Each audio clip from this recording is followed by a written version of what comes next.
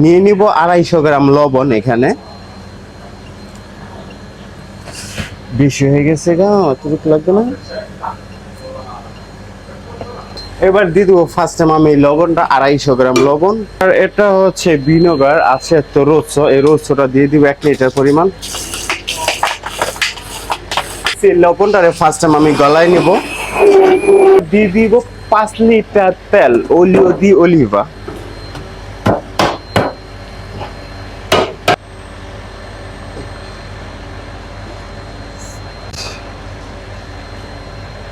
এইবার আমার এটার আমি ফুলার করব, দেখেন সুন্দর একটা কালার আসবে।